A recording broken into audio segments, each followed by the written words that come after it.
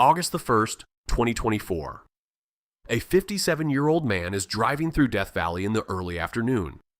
It is 119 degrees outside. Something goes wrong inside his body before anything goes wrong with his car. He loses control. The vehicle goes over a 20-foot embankment. Park rangers respond. They perform CPR. He is pronounced dead at the scene. The cause: hyperthermia. Here's the part that should bother you. This is not the Death Valley story you were braced for. He was not a mile from the trailhead, out of water, stumbling across open sand. He was inside a car, on a paved road, doing something you have done 1,000 times without thinking about it. And it will happen again. Not as a fluke, on a schedule. The way it has for close to 2 decades. This channel exists to find that schedule, the real numbers behind why a place keeps killing people, using the actual record instead of the campfire version. If that's useful to you, subscribe. By the end of this, you will know what is actually killing people in Death Valley.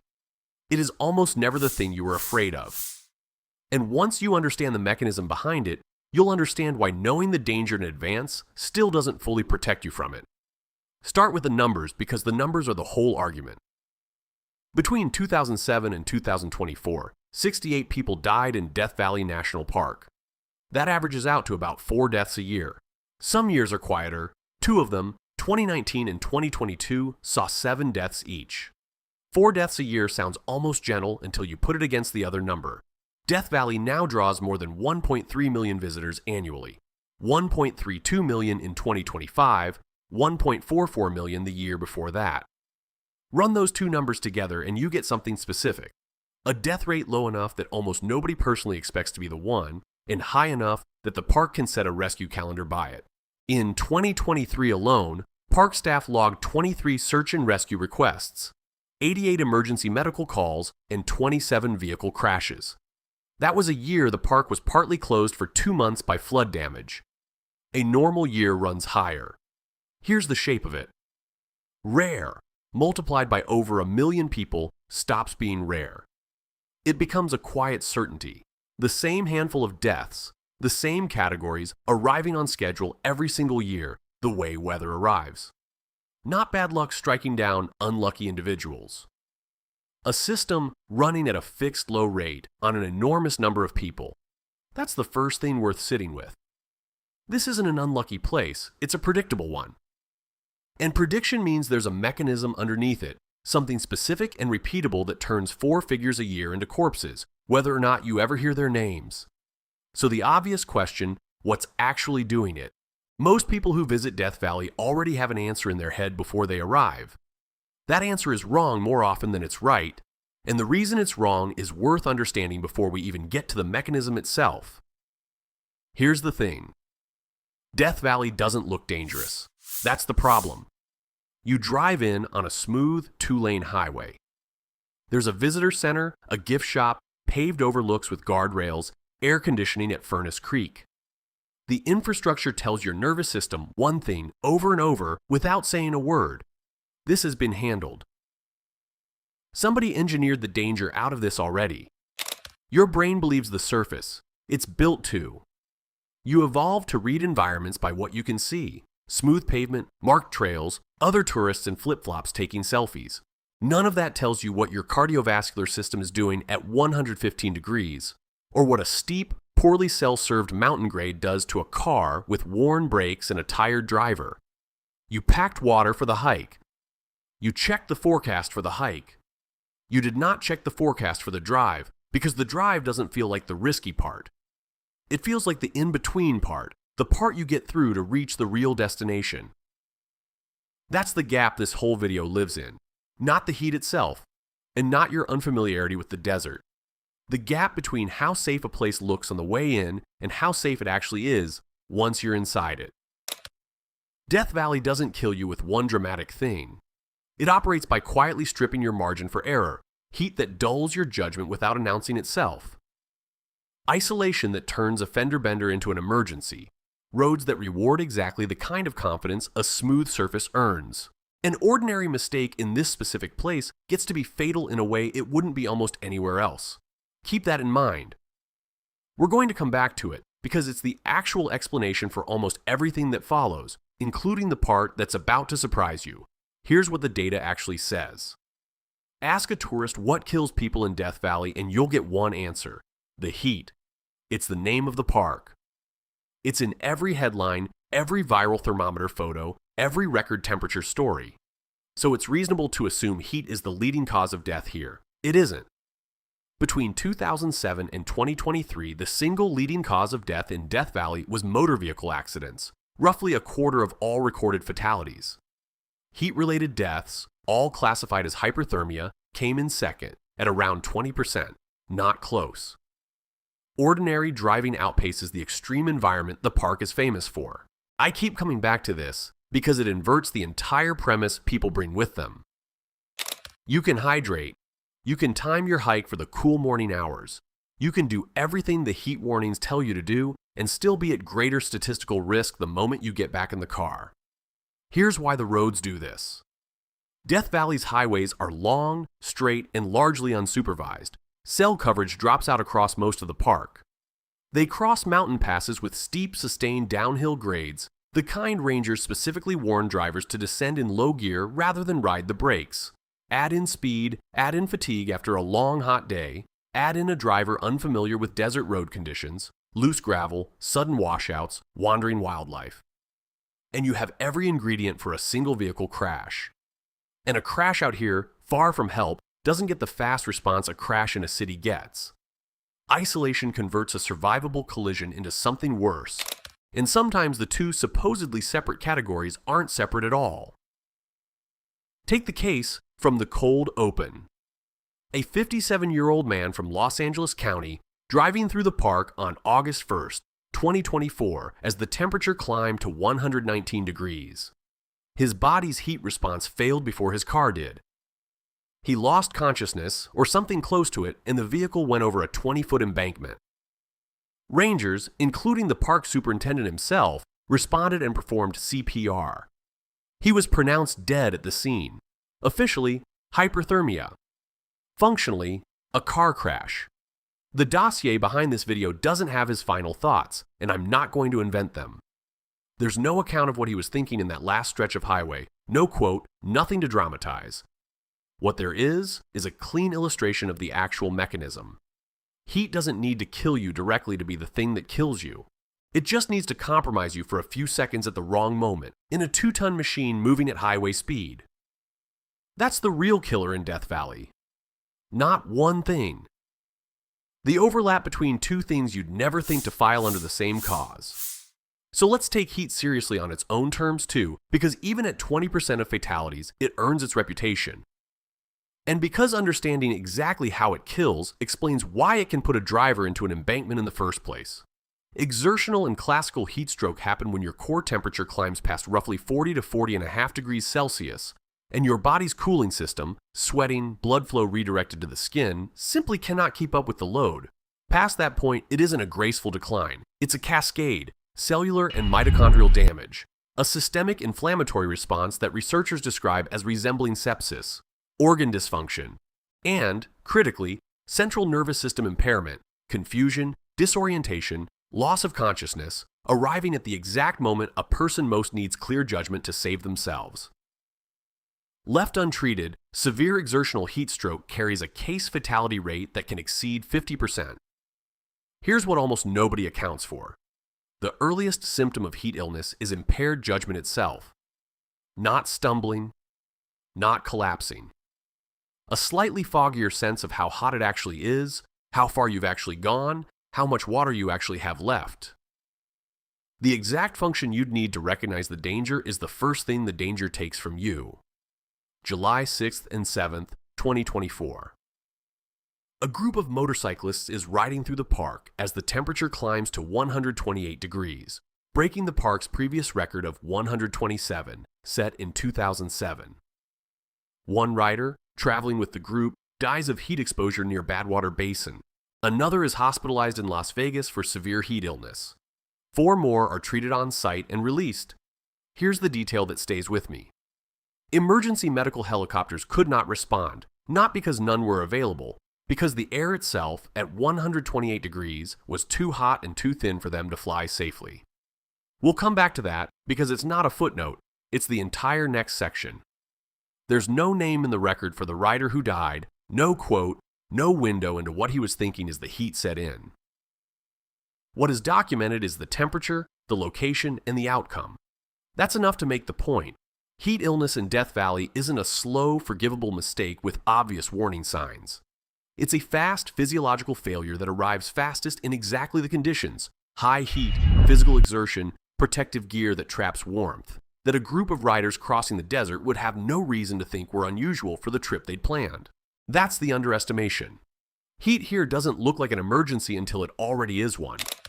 Falls are a smaller piece of the picture, 4 of the 41 deaths recorded in one 10-year sample, but they follow the same logic as everything else in this video. The terrain at popular overlooks is uneven, crumbling, sedimentary or volcanic rock, and many of the most photographed viewpoints have unfenced drop-offs. Here's why that catches people off guard. These aren't remote backcountry cliffs. They're the paved, crowded, gift shop-adjacent overlooks, Zabriskie Point, the Golden Canyon viewpoints, the exact spots where the infrastructure has already told your brain everything is fine. Add in heat-driven fatigue or dizziness late in a hike, and a misstep near an edge that looked completely manageable becomes something else entirely. It's a small number next to motor vehicles and heat. It belongs in the pattern anyway. Danger concentrated at the places designed to feel the safest. And here's the one that should be the scariest and mostly isn't, at least not here. Death Valley's soil is hydrophobic. Rain doesn't soak in, it sheets across the hardpan and channels into washes and canyons within minutes, capable of producing fast, debris-laden flash floods even when the rain fell miles away under a clear sky above you. That mechanism is completely real. It has killed people in similar desert terrain nearby. But in Death Valley specifically, between 2007 and 2023, it produced exactly 1 recorded drowning death. That's not nothing, and it's not nothing to over-prepare for. But it's a useful correction to the doomscroll version of this park. The flash flood is real, the body count from it, here, mostly isn't. Which tells you something important heading into the next section. The causes that sound the most cinematic aren't always the ones doing the damage. The boring ones are. If you've ever ignored a warning sign because you felt completely fine in the moment, tell me in the comments. Hit like if any of this is making you rethink a trip you've already got planned. Because the part of this story that's actually the hardest to sit with, the part about your own mind turning against you in real time, is still ahead. Here's what the data actually says when you stop looking at these causes one at a time. They don't operate side by side, they stack. Heat doesn't just kill directly in 20% of cases, it degrades the judgment behind the wheel in the leading cause. It turns a manageable trail into a dizzy, fatigued walk toward an unfenced edge. It transforms a routine highway drive into the setup for a 20-foot fall. The categories on the NPS report look clean and separate. In practice, they bleed into each other constantly, the same way heat and motor vehicle death did in the very first case of this video. Alassin, this is the signature idea underneath everything so far, and it's worth stating directly. Death Valley doesn't kill with one big obvious thing. It quietly strips away your margin for error, a little from your hydration, a little from your attention, a little from your reaction time, until an ordinary mistake, the kind you'd shrug off anywhere else, becomes the last one you make. That's not a metaphor invented for drama. It's the literal shape of the numbers. The leading killer is a mundane one. The second leading killer often causes the first. The rescue system that's supposed to catch the fallout is, as you're about to see, undermined by the exact same conditions doing the killing. None of this requires you to be reckless. None of it requires bad judgment in any dramatic sense. It requires ordinary judgment, operating with slightly less margin than you think you have, in an environment engineered by heat, by isolation, by distance, to make that margin matter more than it would anywhere else. So let's go inside that margin, because the mechanism isn't just physical. It's happening in your head, and it's happening before you'd ever notice. Laboratory research on hyperthermia is specific about this. Even mild elevations in core body temperature, around 1 degree Celsius above your baseline, measurably impair executive function, inhibitory control, and working memory, driven in part by reduced blood flow to the brain. One study found cognitive impairment on complex tasks emerging around 38.5 degrees core temperature. That is well below the threshold for heat stroke. You do not need to be in medical danger yet for your judgment to already be compromised. Here's the part that should really bother you. The functions heat impairs first, self-monitoring, risk assessment, the ability to notice something is wrong, are the exact functions you'd need to recognize that you're in danger. Your brain doesn't get a warning label. It gets quieter, less careful, more confident at precisely the moment it should be doing the opposite. The person least able to recognize their overheating is, by definition, someone who is already overheating. Think about what that means for you specifically on a hot afternoon in a place like this. Your odds of noticing your own decline are worse than you'd assume, not because you're careless, but because the exact tool you'd use to notice your own judgment is the first thing degraded. You don't feel yourself getting less careful, you just get less careful. There's a second layer to this, and it's about what your surroundings tell you rather than what your body does. A paved overlook. A crowd of other visitors in shorts and sandals. A gift shop 100 yards away. None of that changes the actual heat load or the actual drop-off at the edge of the trail, but all of it reads to your brain as evidence of safety. This must be fine. Everyone else is doing it. There are guardrails somewhere. That's a real documented pattern in how people misjudge risk in developed, high-traffic outdoor settings generally. It is not something this video can prove happened to any specific Death Valley victim, and I'm not going to pretend otherwise. But as a general mechanism, it's well established, and it maps cleanly onto everything you've already seen in this video. Infrastructure that signals safety in an environment that doesn't actually offer much of it. Put those two things together, a brain that's quietly losing the ability to monitor itself, sitting inside surroundings actively telling it there's nothing to monitor. And you get the psychological half of everything already covered, not recklessness. A slow, invisible erosion of the exact judgment you'd need to catch it happening. And even if you do catch it, even if you recognize something is wrong and reach for help, the next section is about what happens when the environment makes even that harder than it should be. Here's the part that raises the stakes on everything you've just heard. Help doesn't arrive on your schedule here. Sometimes it can't arrive at all. Most medical helicopters cannot safely fly above 120 degrees Fahrenheit. Death Valley regularly exceeds that in summer. 128 degrees in July 2024, 130 reported that same month. Hot, thin air gives rotor blades less to push against. Onboard systems can overheat. In the case of the motorcyclist near Badwater Basin, the exact conditions that were killing him were the same conditions grounding the aircraft that might have reached him in time. When temperatures climb past that threshold, park staff don't wait for a helicopter that isn't coming. Emergency crews transport patients by ambulance to roughly 3,000 feet of elevation first, where it runs 5 to 10 degrees cooler before any air evacuation is even attempted. And it isn't only the patient racing the heat.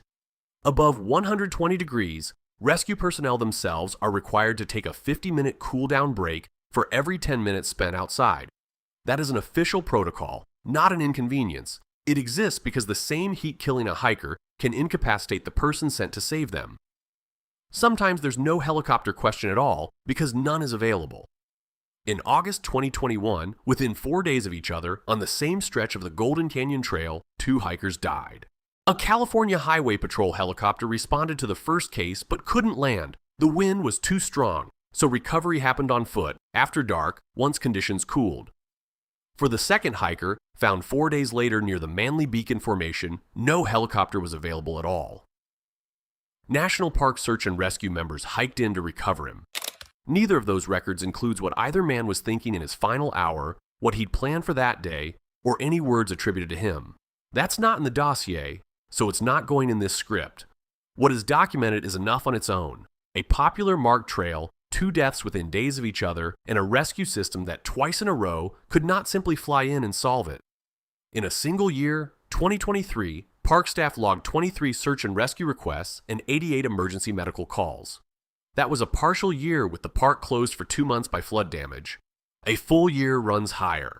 This is not a park where help is occasionally delayed. It's a park where the same forces putting you at risk are, with some regularity, the forces slowing down the response to it. That should change how you think about every mechanism in this video. The heat doesn't pause while a helicopter tries to reach you. The isolation on a desert highway doesn't shrink because you're the one who needs it to. Whatever margin you had going in is the margin you're working with when things go wrong, because out here the cavalry isn't guaranteed to show up on time or at all. So who is this actually happening to? Here's the detail that should land harder than any of the numbers so far. Over 72% of Death Valley's fatalities are men, and men die here at more than 3 times the rate of women. Visitors over 55 make up the highest risk age group, and within that group, the same 2 leading causes, motor vehicle crashes and heat illness, dominate. That is not the profile of an obviously reckless outlier. It's not a teenager ignoring every sign.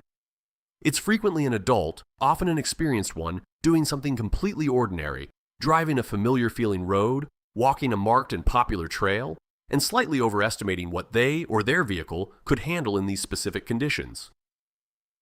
Look again at the Golden Canyon cluster. A 60-year-old man from San Francisco, a 52-year-old man from Kansas. Both dying within days of each other on the same well-traveled trail in temperatures that, in one case, were actually below the park's daily average for that time of year. Not an extreme day, not an obscure route. An ordinary hike on an ordinary trail that turned fatal anyway. Here's the uncomfortable version of that fact, stated plainly. This usually isn't happening to people who did something obviously stupid. It's happening to people who did something you would do. You'd check the trail difficulty. You'd bring water. You'd assume a marked popular corridor trail is inherently safer than the backcountry, and mostly it is. It just isn't safe in the specific narrow way that matters here. Your margin on that particular day against that particular heat wasn't as large as it felt. That's the part I can't get past, honestly. It would be easier to file these deaths under carelessness and move on. The record doesn't support that. It supports something closer to capable people behaving reasonably, meeting an environment that was quietly less forgiving than it looked.